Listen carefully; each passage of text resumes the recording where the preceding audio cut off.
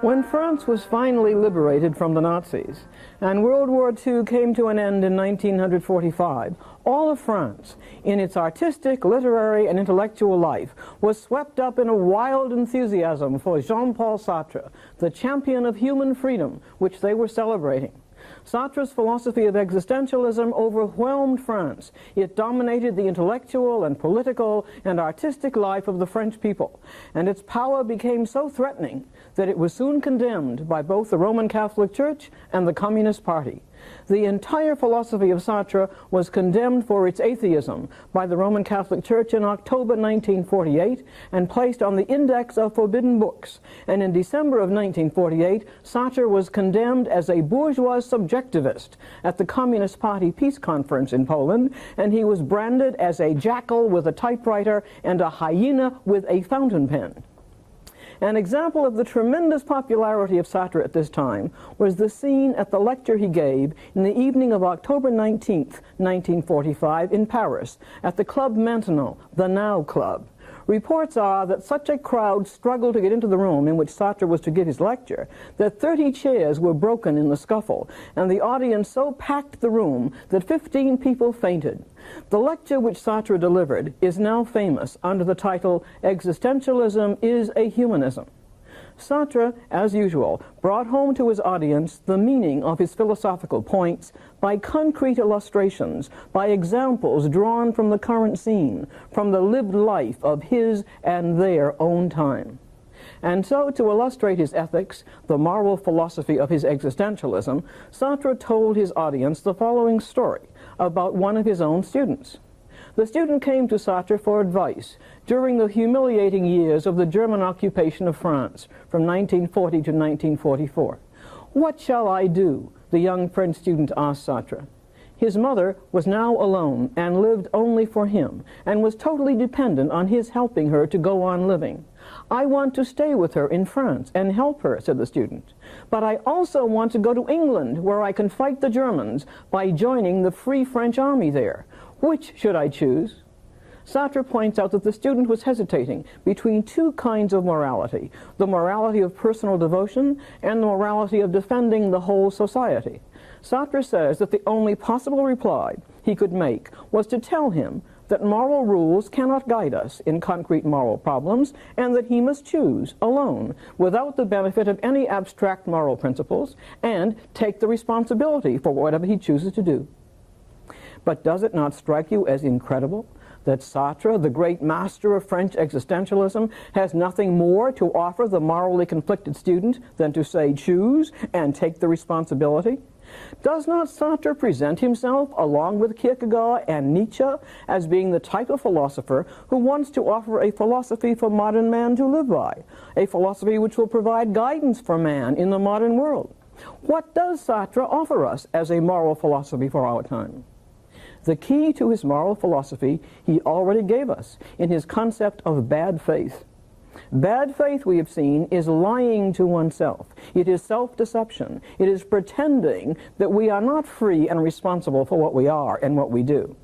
Bad faith is pretending that we are causally determined, as inanimate things are, and that we have no freedom and are not responsible for our lives, that we are only victims of circumstances, passive products of our conditioning. But to be in bad faith is inauthentic. It is not being true to what we are as free and responsible conscious beings. In place of bad faith, Sartre sometimes uses the closely related concept of inauthenticity. Inauthenticity is the attempt to escape from the truth of what we are as conscious beings, free to choose the meaning of our world, free to make ourselves by the projects which we choose, and totally responsible. And Sartre also claims that bad faith and inauthenticity involve us in alienation. To live in the self-deception of bad faith, to live in the inauthenticity of being untrue to human conscious being, is to live in alienation from oneself, to be alienated from one's own freedom as conscious being, and to regard oneself as a thing compelled by circumstances. Still another related concept which Sartre uses is the spirit of seriousness. Sartre makes a devastating use of the spirit of seriousness to attack all those human types who accept the ordinary conventional morality of their own time, as if this morality was an eternal truth of the world, as if this morality belonged to the nature of things, rather than being what they choose and are therefore responsible for.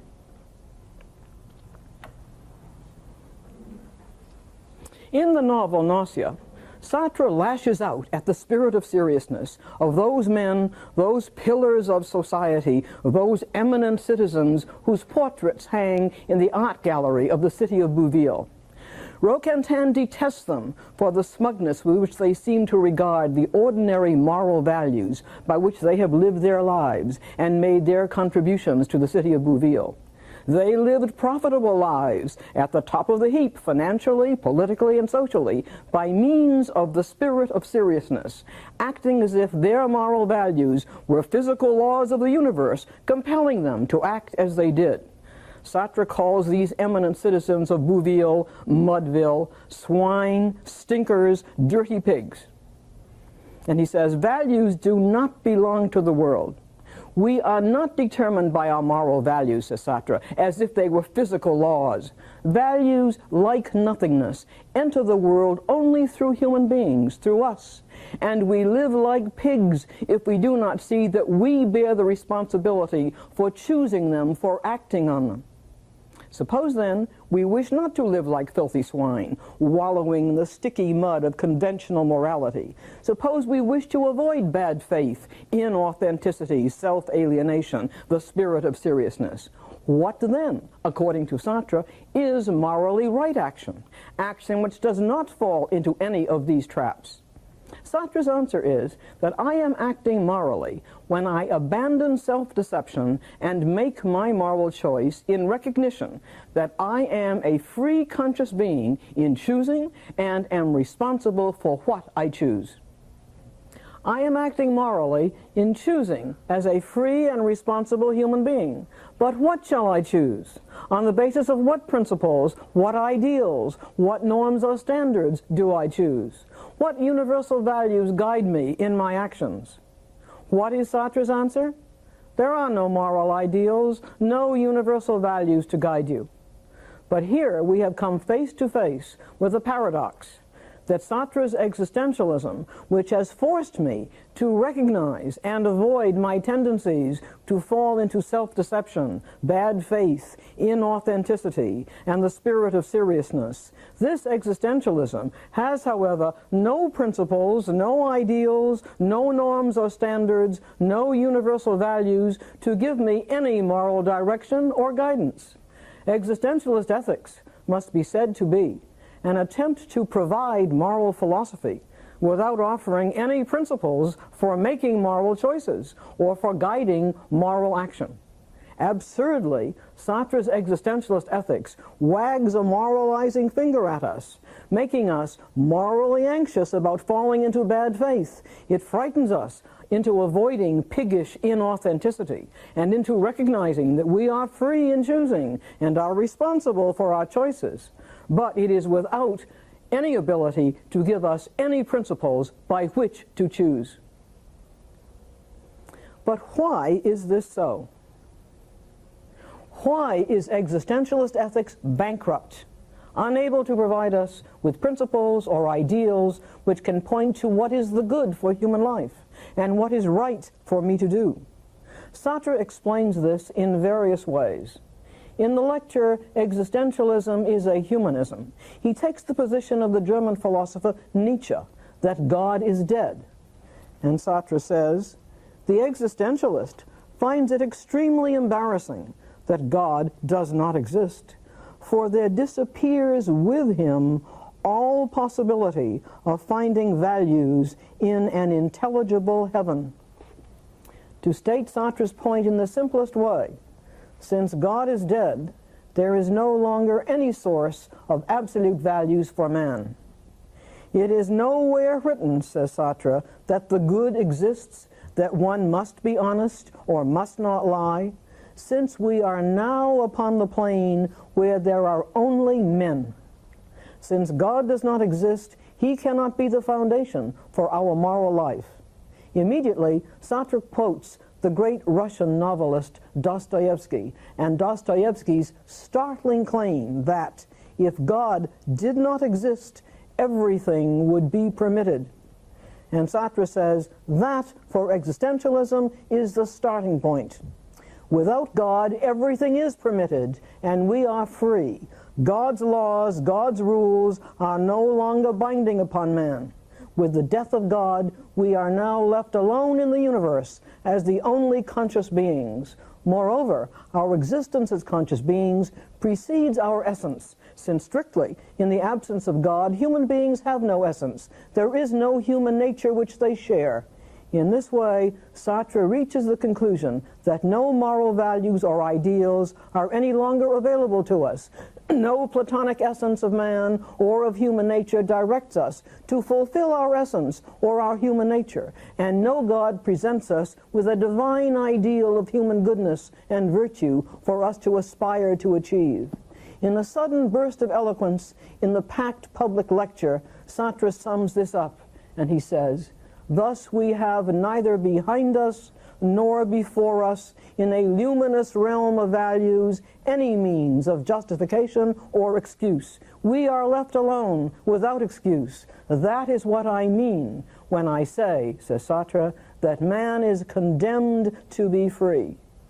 We are without any means of justification or excuse, Sartre tells us. We have no excuse for denying our freedom.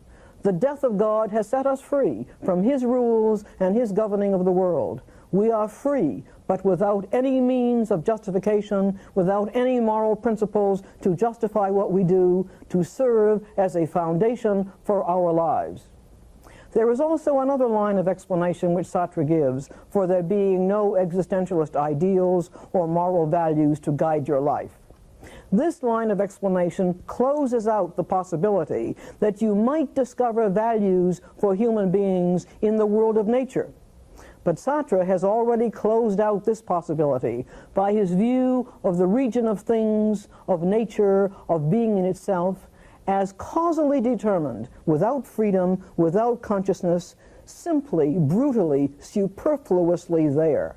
Values do not belong to nature, to the world. They belong to us, to being for itself, to conscious beings. Values, like nothingness and negation, enter the world only with conscious beings.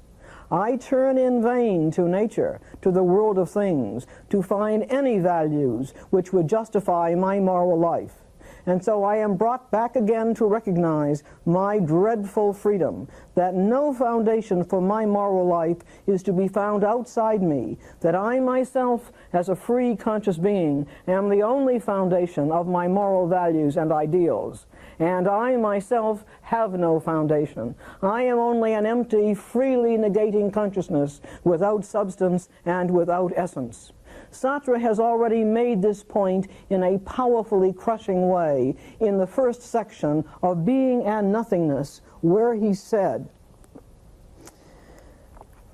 "My freedom is the unique foundation of values, and nothing, absolutely nothing, justifies me in adopting this or that particular value or particular scale of values." And this is why Sartre's only reply to his students' moral problem was, choose. Now we can see clearly that for Sartrean existentialism, ethics is impossible. There are no moral values or rules or ideals or principles which can serve as the basis for ethics and which can justify one kind of life, one kind of moral decision rather than another.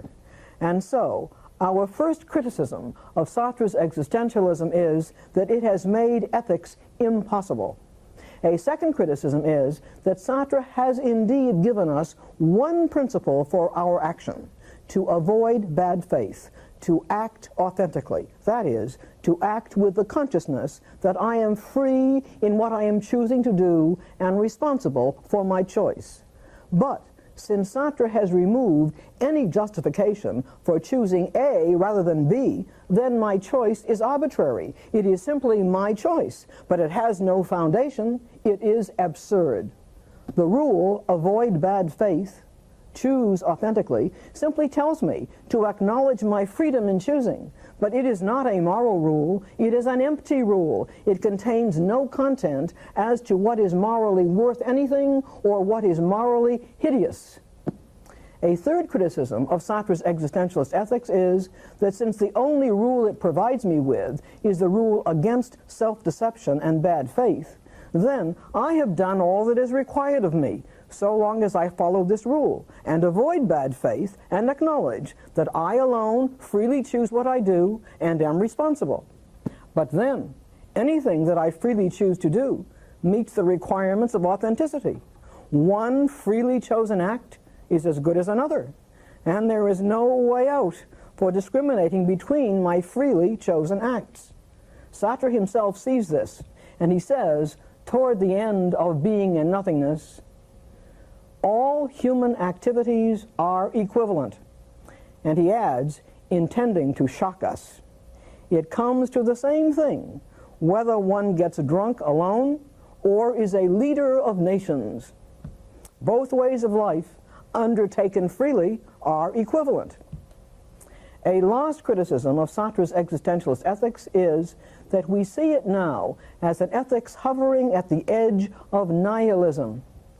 Nihilism may be defined as the viewpoint which expresses bitter disillusionment that human reason is powerless to justify one moral value over another, and that since all actions are therefore equivalent, nothing has any value, and only force and violence can take control.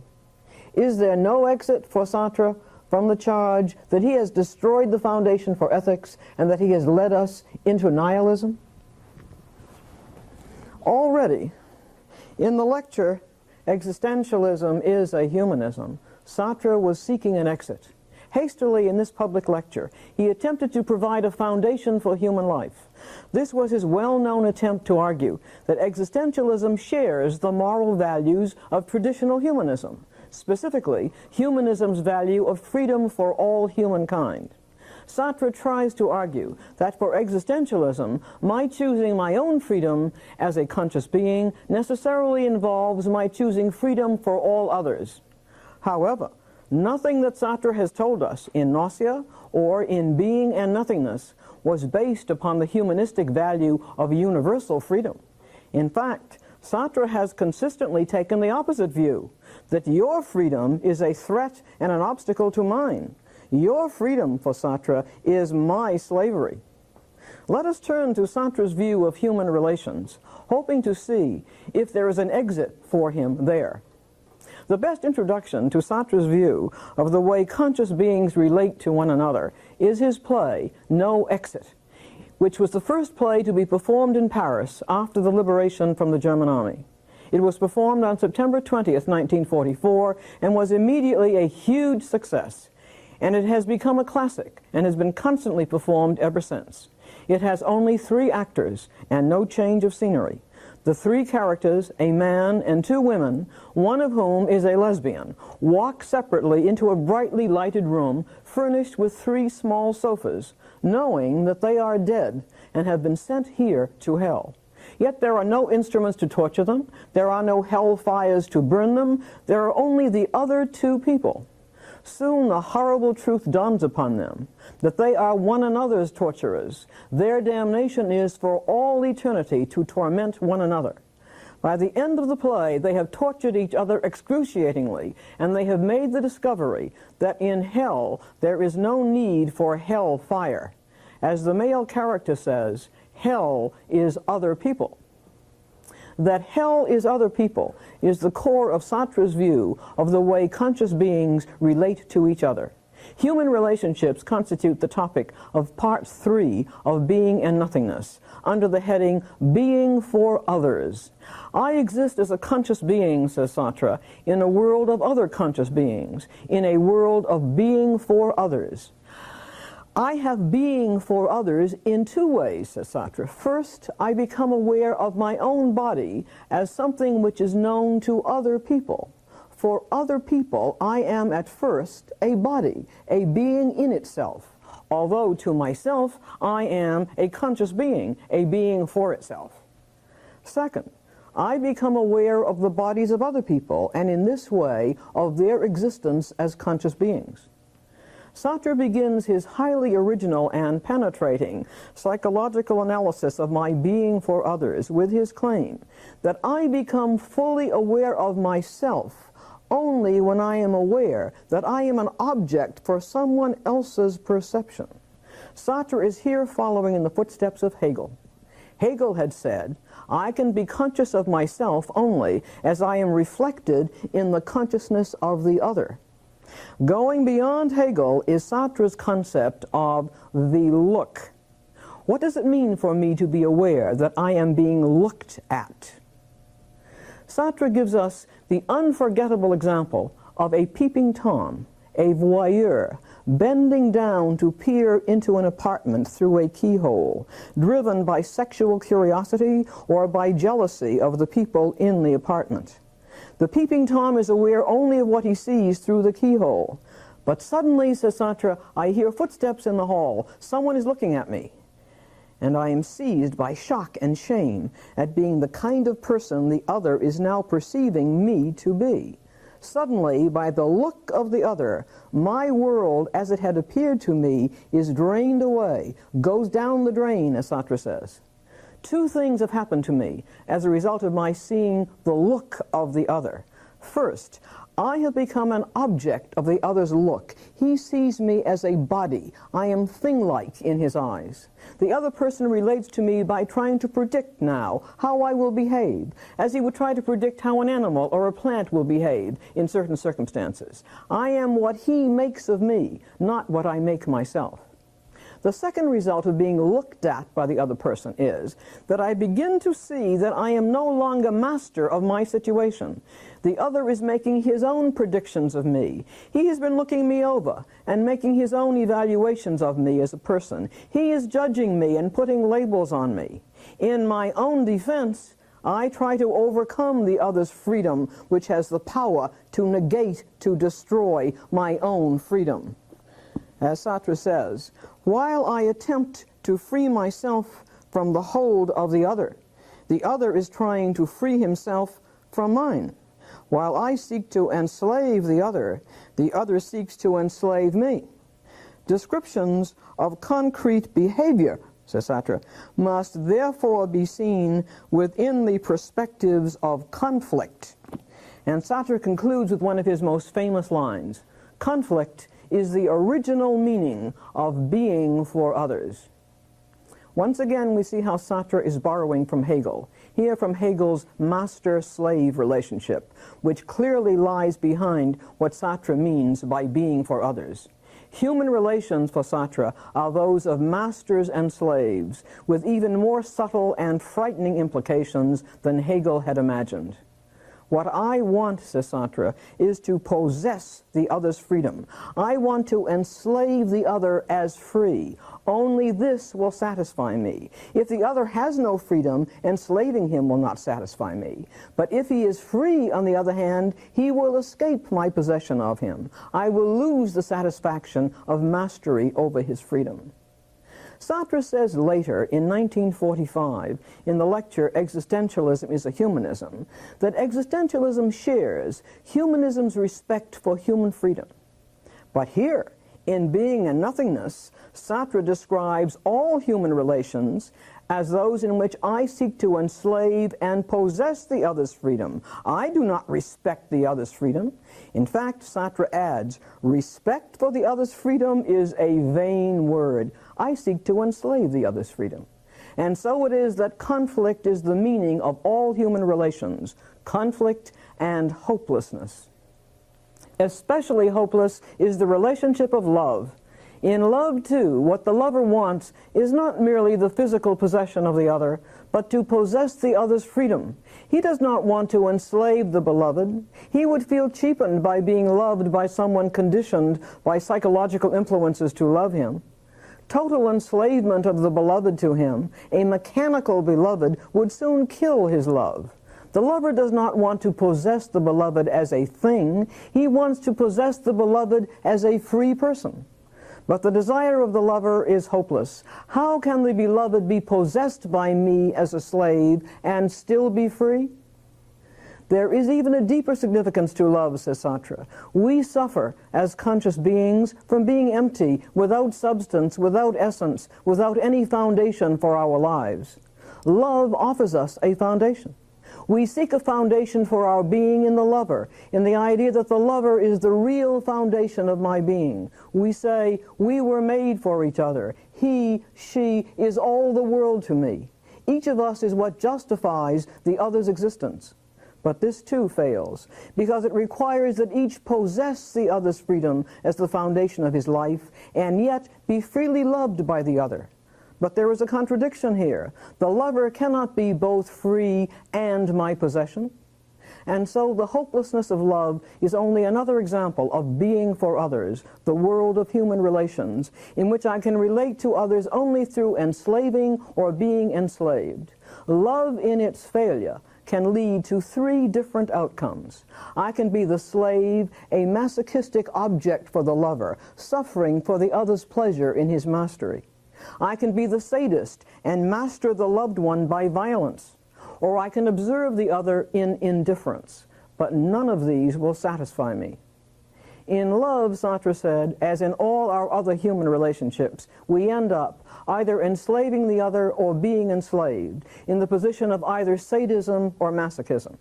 We may try hating the other when we cannot possess him, but hate, says Sartre, does not enable us to get out of this circle. Nothing remains for us except to be indefinitely tossed from one to the other of the two fundamental attitudes.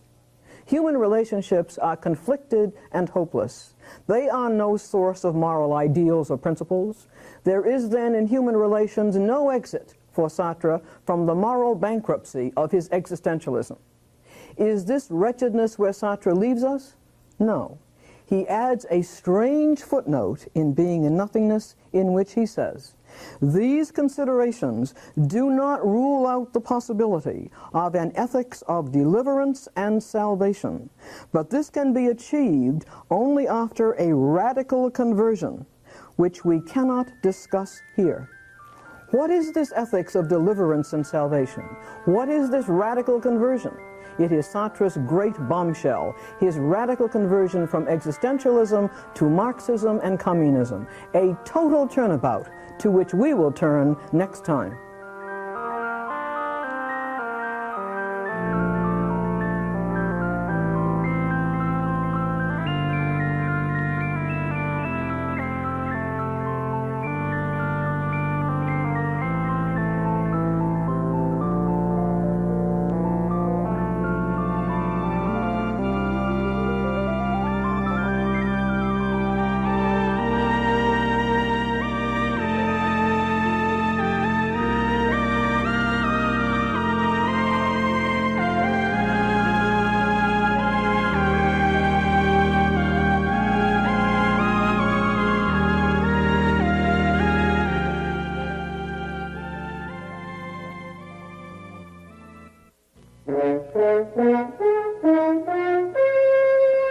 Pre-recorded in the studios of the Maryland Center for Public Broadcasting.